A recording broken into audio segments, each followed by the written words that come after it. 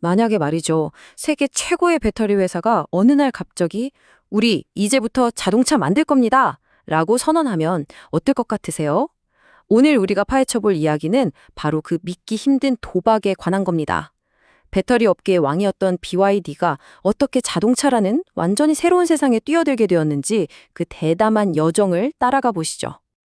자, 여기서 바로 그 질문이 나옵니다. 대체 배터리 만들던 회사가 어떻게 자동차 업계의 거물이 될 수 있었을까요?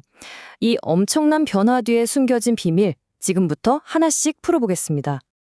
이야기는 2000년대 초반으로 거슬러 올라가는데요. 당시 BYD는 이미 배터리 시장을 거의 장악한 상태였어요. 하지만 창업자 왕천푸는 뭔가 답답함을 느꼈습니다. 성장의 한계가 보였던 거죠.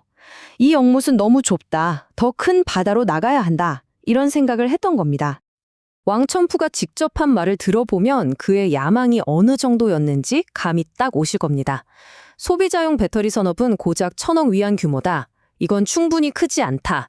한마디로 지금 이 엄청난 성공에 전혀 만족할 수 없었다는 거죠. 그래서 새로운 먹거리를 찾아 나섭니다. 처음엔 아무래도 기술적으로 비슷해 보이는 반도체 칩 제조 쪽을 생각했어요. 근데 이게 잘 안 풀렸습니다. 2번이나 공장 인수에 실패하고 나니까 아예 시선을 확 돌려버려요. 어디로요? 바로 자동차 산업이었죠. 훨씬 더 큰 시장으로 말입니다. 그리고 마침내 시장 전체를 충격에 빠뜨린 바로 그 결정이 내려집니다. BYD가 자동차 세상으로 과감하게 뛰어드는 순간이죠. 때는 2003년 1월 23일, BYD가 거의 망해가던 친천자동차라는 회사를 인수한다고 발표합니다. 이게 자동차 산업에 발을 들이는 입장권이었는데 글쎄요, 당시 사람들 눈에는 그냥 미친 짓으로밖에 안 보였던 거예요. 시장의 반응요, 정말 차가웠습니다. 아니, 차가운 정도가 아니었죠. 발표 이틀 만에 시가총액이 무려 27억 홍콩달러가 그냥 날아가 버렸어요. 상상이 가시나요? 투자자들이 이건 아니다 싶어서 주식을 다 던져버린 겁니다.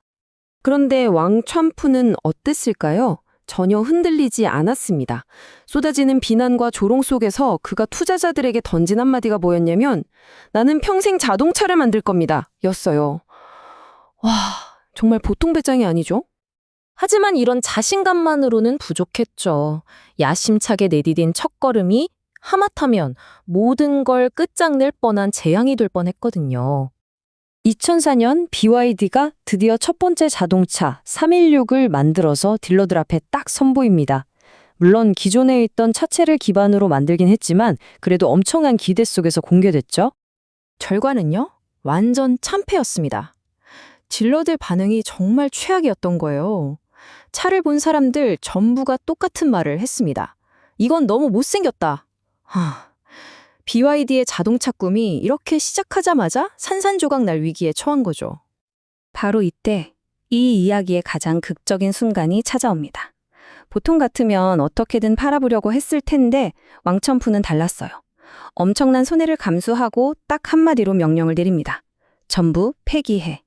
모든 걸 처음부터 다시 시작하겠다는 결단이었죠. 정말 뼈아픈 실패였지만 신기하게도 바로 이 실패가 BYD만의 아주 독특하고 강력한 무기를 만들어내는 계기가 됩니다. 왕천푸가 어떤 사람인지 보여주는 아주 유명한 일화가 하나 있죠. 엔지니어들이 새로 사온 벤츠를 뜯어보게 주저하고 있었대요. 새 차니까요. 그랬더니 왕천푸가 뭘 했는지 아세요?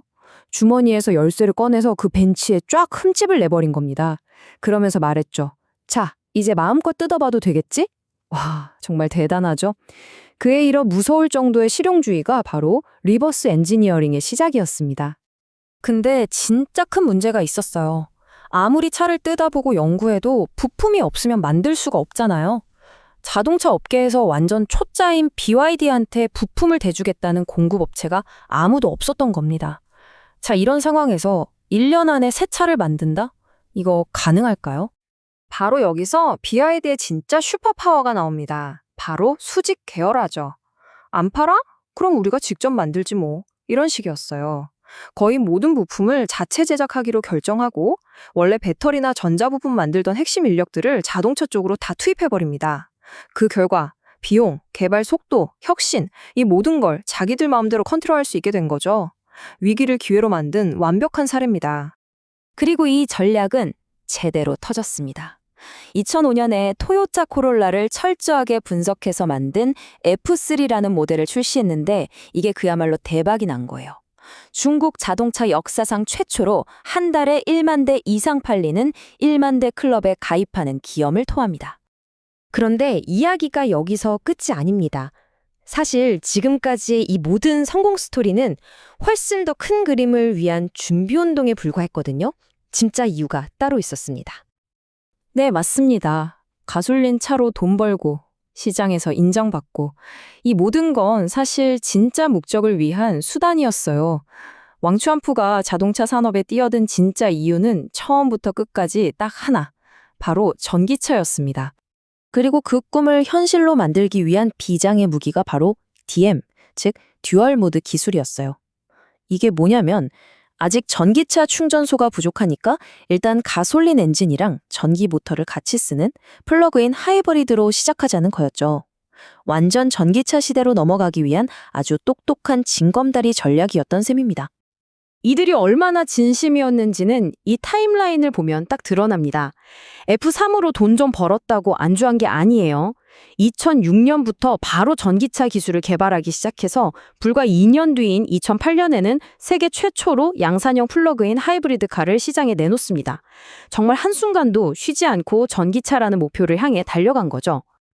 그리고 2007년, 왕촌푸는 전 세계를 향해 정말 대담한 선언을 합니다.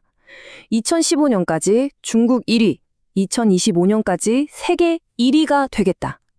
당시에는요, 모두가 비웃었습니다. 저거 그냥 미친 사람의 헛소리라고요.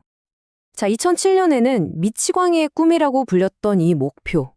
오늘날 전 세계 전기차 시장의 왕자에 앉아있는 BYD를 보면서 여러분은 이 꿈을 뭐라고 부르시겠습니까? 어쩌면 위대한 비전이란 건 처음에는 늘 이런 모습이 아닐까 하는 생각을 하게 되네요.